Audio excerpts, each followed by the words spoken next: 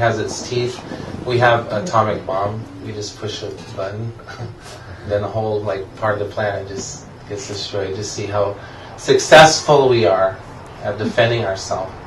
So this is human life, that it's not that much greater unless, like John mentioned and you also mentioned, that we seek to understand. So asking why is a very, very, very important point or a feature of being human. We really can question why. We can really try to understand, why am I alive? Why is there things? Why do we exist?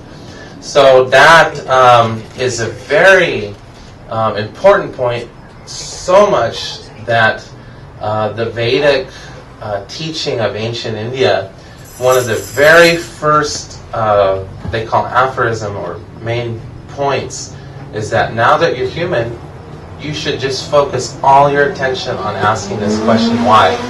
You should go on a journey to know why. So just to give a little example of how fortunate we are to actually be a human being, there's actually a description of how rare it is that somebody is born as a human, averse to all the different species and insects, amoebas. Those are all different forms of consciousness, definitely. And we are forms of consciousness. So it's kind of like there's a turtle, a sea turtle, and he's swimming. Unfortunately, he has to swim through so many miles of black oil in our age. But he's still swimming there. And let's say that there's a log that washes down from, I don't know, the Himalaya, and it comes down a river, and it's a log, and it has a hole in it, like this. It's a big log, and it has a little hole, and it's floating in the middle of the ocean, far out in the middle of the ocean. And just one day, the sea turtle wants to go up for air, and just as he pokes his head up the top of the water, he pokes his head up right through that log. And he's like, oh, so there's a log. So that, I think that's actually an example given. What are the odds of that happening, right? It's really rare, right? So similarly, the Vedas are explaining that that's the rarity of attaining a human life. That it's very valuable, it's extremely rare, it's extremely precious.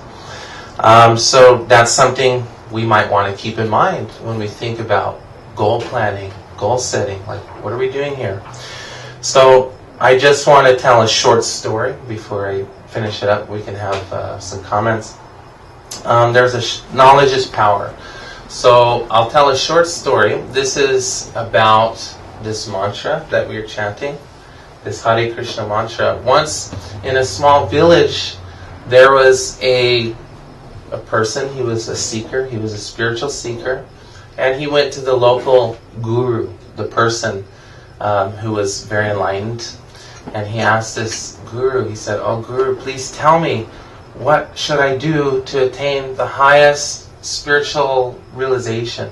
What kind of yoga or what kind of thing should I do? He said, oh, that's simple, just chant this.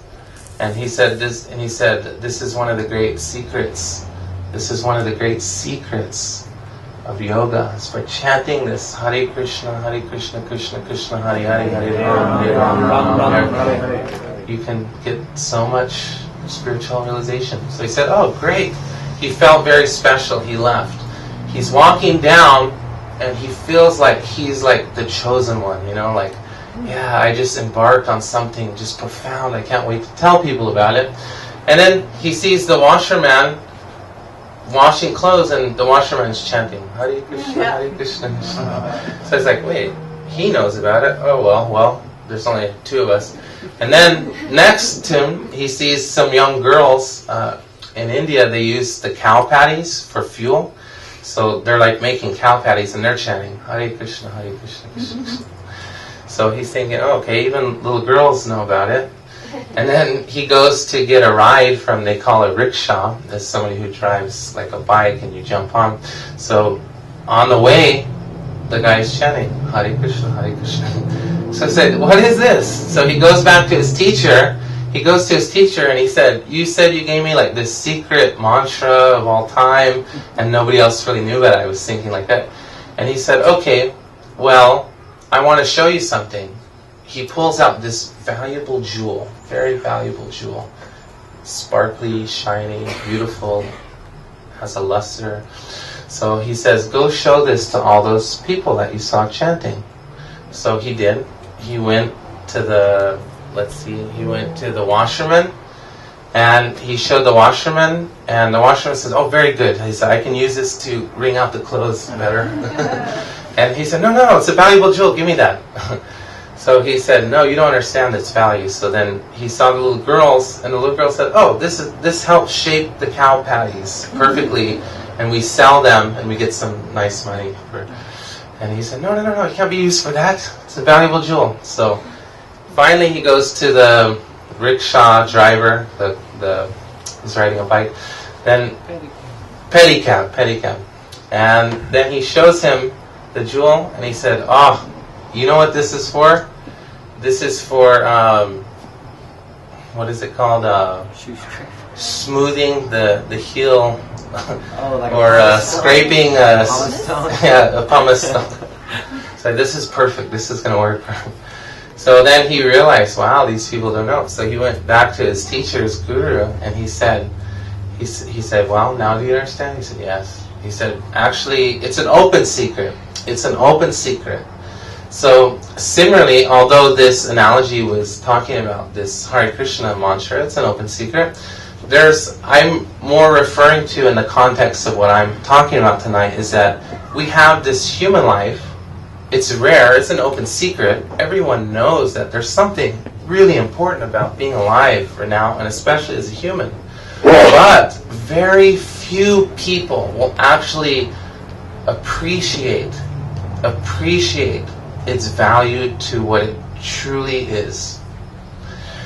So that is important to know that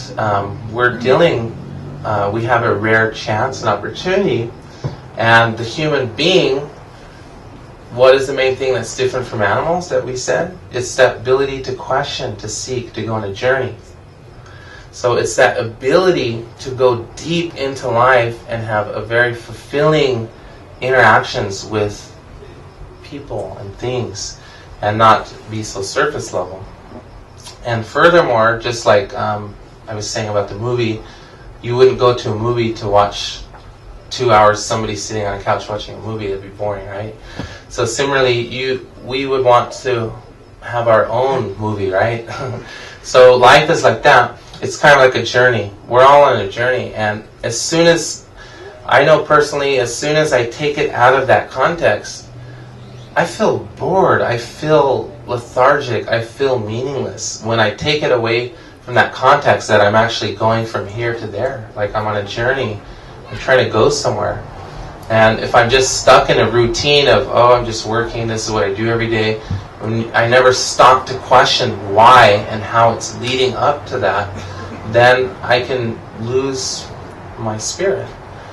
So similarly, we can regain our spirit when we see life for what it is. It's a learning experience. We're here to seek and to know. So I'll keep it short. I'll end there. Is there any comments or questions? Would anyone like to add anything or ask something on these points? Yes.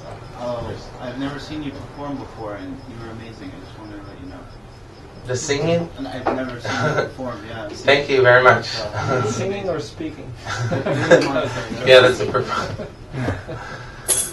Thank you very much. Appreciate it. You live here in San Diego? Yes. Okay. It's your first time here then? No, I've been here. Okay. Okay.